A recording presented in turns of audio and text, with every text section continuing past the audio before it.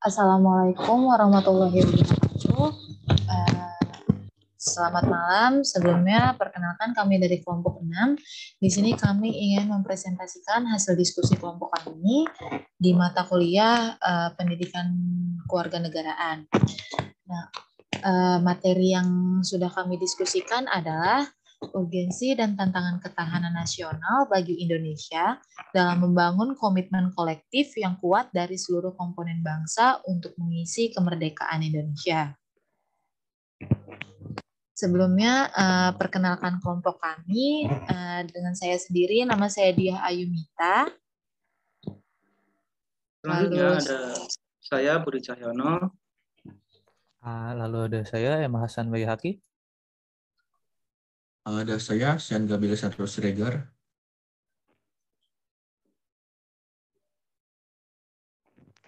Oke, di sini ada pendahuluan yang akan dipaparkan oleh saya sendiri.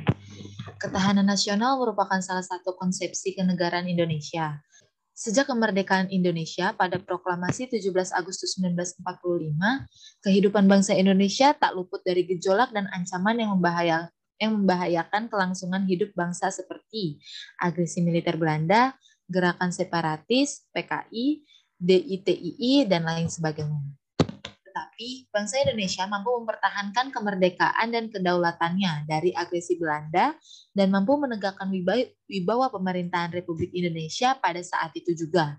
Hal itu menunjukkan bangsa Indonesia mempunyai keuletan dan kemampuan yang mengandung kemampuan untuk mengembangkan kekuatan nasional, sehingga dapat menghadapi ancaman, gangguan, hambatan, dan tantangan.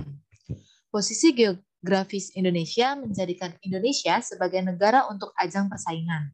Hal ini secara langsung maupun tidak langsung memberikan dampak negatif bagi segala aspek kehidupan dan membahayakan eksistensi NKRI.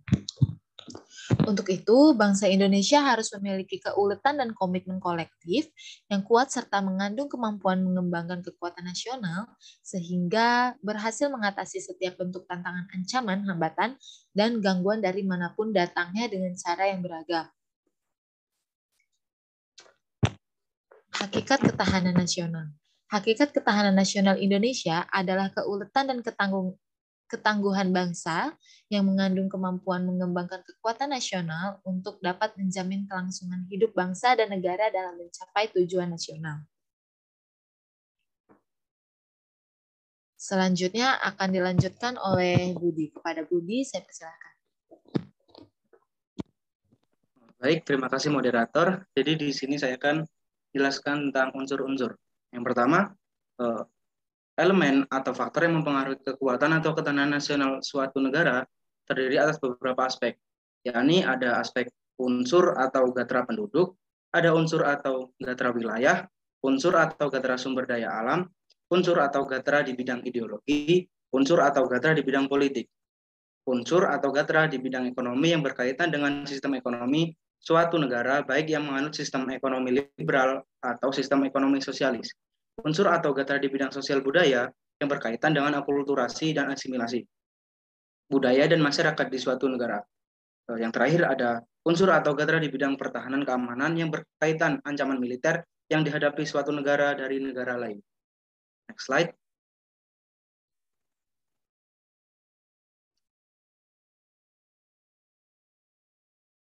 Nah, di sini ada sifat-sifat ketahanan sosial. Yang pertama yaitu mandiri. Ketahanan nasional bersifat percaya pada kemampuan dan kekuatan sendiri, dengan keuletan dan ketangguhan yang mengandung prinsip tidak mudah menyerah, serta bertumbuh pada identitas, integritas, dan kepribadian bangsa. Yang kedua, dinamis. Ketahanan nasional tidaklah tetap, melainkan dapat meningkat dan atau menurun tergantung pada situasi dan kondisi bangsa dan negara serta kondisi lingkungan strategisnya. Hal ini sesuai dengan hakikat dan pengertian bahwa segala sesuatu di dunia ini senantiasa berubah dan perubahan itu senantiasa berubah pula. Baik, terima kasih, saya kembalikan ke moderator.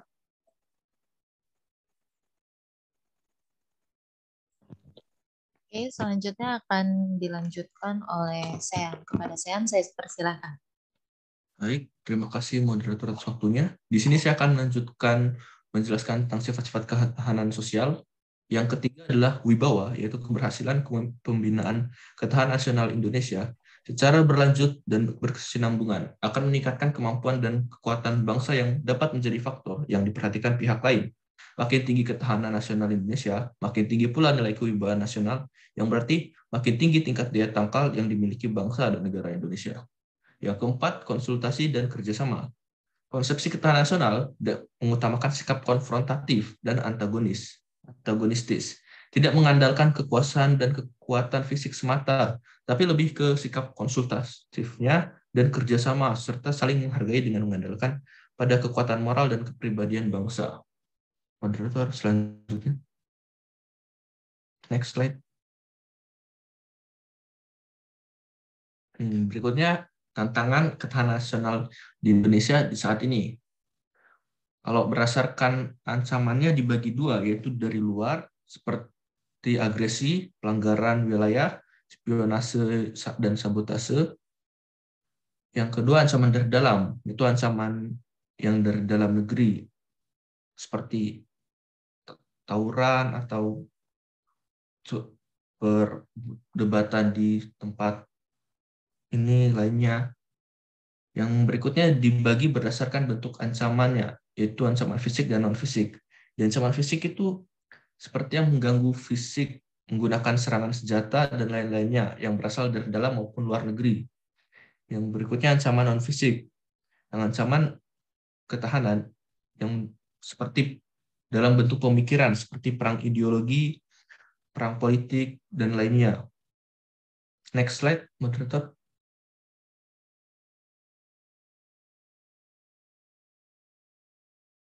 Berikutnya bentuk-bentuk ketahanan nasional. Yang pertama, ketahanan ideologi, kondisi mental bangsa Indonesia yang berlandaskan keyakinan dan kebenaran ideologi Pancasila yang mengandung kemampuan untuk menggalang dan memelihara persatuan dan kesatuan nasional. Yang berikutnya, ketahanan politik, kondisi kehidupan politik bangsa Indonesia yang berlandaskan demokrasi politik berdasarkan Pancasila dan UUD 45. Berikutnya, ketahanan ekonomi, kondisi kehidupan perekonomian yang berlandaskan demokrasi ekonomi berdasarkan Pancasila mengandung kemampuan memelihara stabilitas ekonomi yang sehat dan dinamis. Berikutnya, ketahanan sosial budaya, kondisi kehidupan sosial budaya bangsa yang dijiwai kepribadian nasional berdasarkan Pancasila yang mengandung kemampuan membentuk dan mengembangkan kehidupan sosial budaya manusia. Yang terakhir adalah ketahanan pertahanan keamanan, adalah kondisi daya tangkal bangsa yang dilandasi kesadaran bela negara seluruh rakyat, mengandung kemampuan memelihara stabilitas pertahanan dan keamanan negara. Segitu penjelasan dari saya kembalikan ke moderator.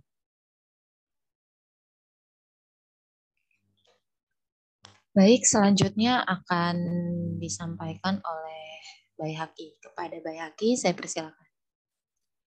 Baik ya, atas waktunya. Lalu selanjutnya ada komitmen kolektif kebangsaan. Nah, ini ada 4, yaitu sebelum masa kebangkitan nasional, masa Sumpah Pemuda, dan masa proklamasi kemerdekaan. Baik, selanjutnya. Nah, lalu upaya apa aja sih yang bisa kita lakuin buat mempertahankan kemerdekaan Indonesia gitu?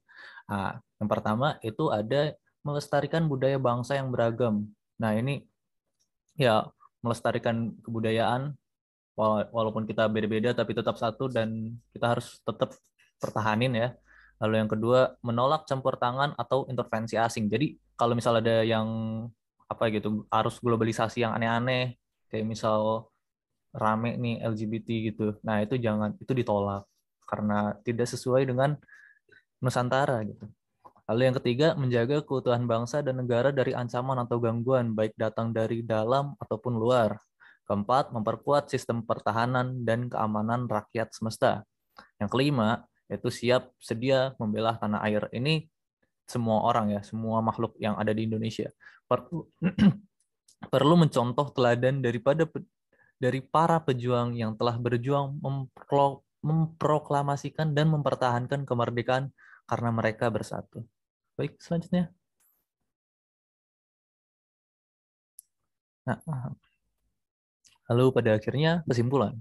Ketahanan nasional memiliki dimensi seperti ketahanan nasional ideologi, politik, dan budaya, serta konsep ketahanan berlapis dimulai dari ketahanan nasional diri, keluarga, wilayah, regional, dan nasional.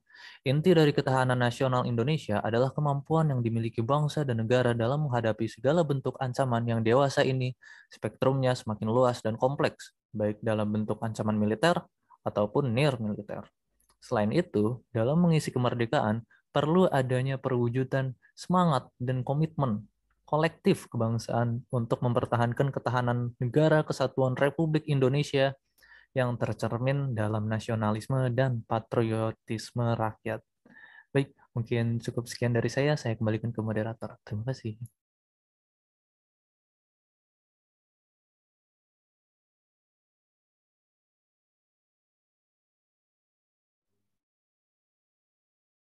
Baik, sekian penjelasan dari kelompok kami. Kurang dan lebihnya saya mohon maaf apabila ada salah kata. Terima kasih. Wassalamualaikum warahmatullahi wabarakatuh.